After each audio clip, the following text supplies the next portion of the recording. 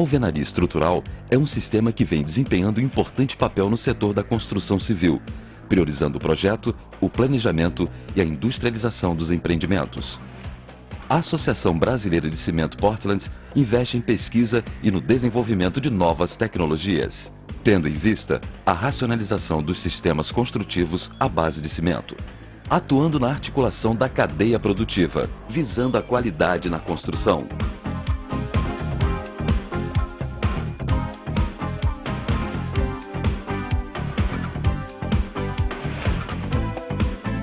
Para a fundação, o primeiro passo é a preparação do terreno para receber o lastro de brita, um colchão drenante para evitar a água em ascensão. Depois de receber as ferragens, locar as instalações de piso e verificar o esquadro e o nível da forma. Esta estará pronta para ser concretada. Uma lona plástica deverá ser usada para o isolamento da camada de fundação, evitando a perda de água do concreto.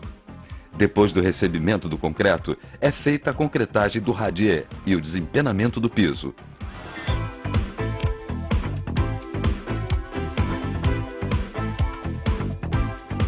Com o piso preparado, verifica-se o esquadro da obra, utilizando-se o critério de igualdade entre as diagonais.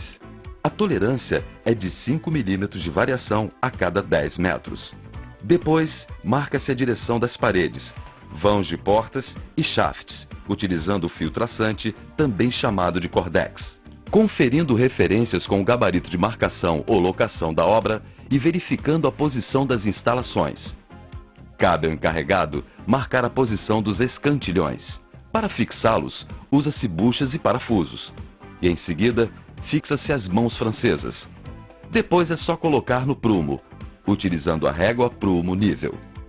Frequentemente, a régua deve ser conferida com o fio de prumo convencional. Na direção das paredes, com nível alemão ou a laser, percorre-se e mapeia-se o pavimento. Após encontrar o ponto crítico, que é o mais alto da laje, galga-se 20 centímetros acima deste ponto e transfere-se este nível para cada um dos escantilhões. Após todos os escantilhões nivelados entre si e com a primeira marca das réguas graduadas devidamente ajustadas, conclui-se o nivelamento da primeira fiada. A última etapa antes do início do assentamento dos blocos é a instalação dos gabaritos de portas nos vãos já marcados no pavimento.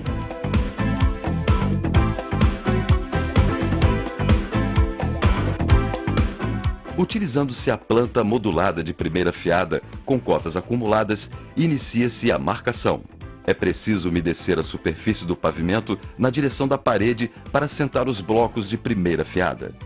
Os primeiros blocos a serem assentados devem ser os chamados blocos estratégicos, que são os blocos de canto e os que determinam os encontros entre paredes. Desta forma, garantem-se as medidas entre cômodos, restando apenas completar a primeira fiada. As linhas podem ser amarradas com o auxílio do esticador de linha. Usar argamassa conforme a especificação do projeto estrutural. A argamassa pode ser industrializada ou virada no canteiro. Na primeira fiada, para facilitar o assentamento e nivelamento dos blocos, coloca-se argamassa com a colher de pedreiro na largura plena da parede. É importante observar a amarração dos blocos conforme o projeto, plantas de primeira e segunda fiada e vistas de parede, as paginações. Nas demais fiadas, a argamassa será colocada com a paleta nas juntas longitudinais e com a colher nas juntas e septos transversais. É importante usar a colher de pedreiro para tirar o excesso de argamassa e nunca deslocar o bloco depois de assentado, para não prejudicar a aderência. Usar sempre a régua prumo nível, substituindo o tradicional prumo de face, para verificar o alinhamento, o prumo e a planeza da alvenaria. Utilizar a bisnaga para preencher as juntas dos blocos. A bisnaga pode ser escolhida também como ferramenta única para assentamento de todas as juntas do bloco. Em caso de alvenaria aparente, usar ferramentas apropriadas para frisar as juntas, não limpando imediatamente após a execução do frisamento das mesmas para não danificá-las. Os chamados blocos especiais do tipo U, ou canaletas, serão utilizados para execução de contravergas e vergas. Após a execução do grauteamento das contravergas, coloca-se os gabaritos de janela e continua-se a elevação da alvenaria. Existe também a opção de vergas pré-moldadas. Para o grauteamento vertical, no máximo a cada 6 fiadas, deve-se fazer a limpeza no interior dos furos dos blocos, para a retirada do excesso de argamassa, através das visitas.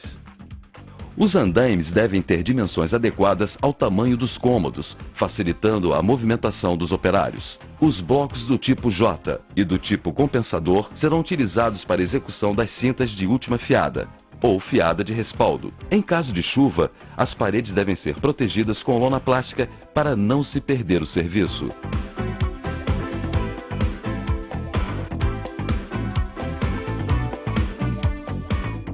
Uma grande vantagem da alvenaria com blocos de concreto é a facilidade de passagem de tubulações elétricas pelos vazados dos blocos. Para as instalações hidráulicas, devem ser dadas soluções específicas em cada obra, de forma que os tubos fiquem acessíveis e não chumbados dentro das paredes.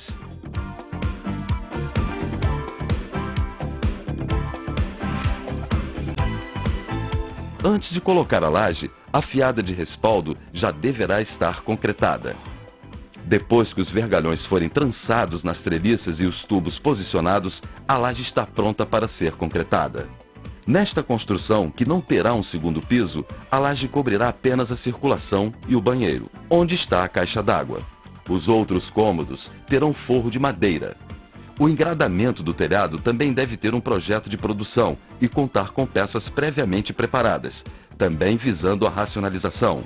O sistema de cobertura é com telhas de concreto, que tem um encaixe preciso e agilizam a execução, além de proporcionarem um excelente resultado estético.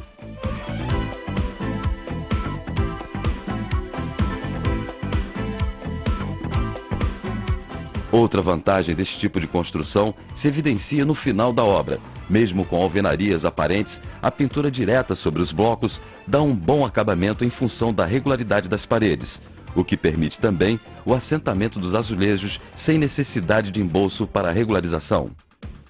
Depois é feita a instalação dos kits prontos, de esquadrias, portas internas, louças, visitas, carenagens e metais.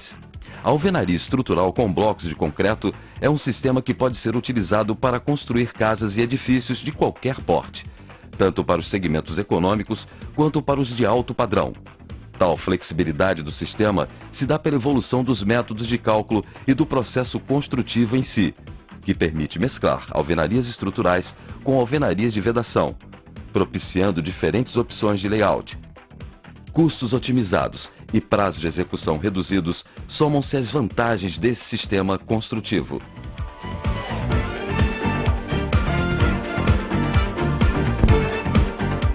Sistemas construtivos racionalizados. A ABCP adota este conceito.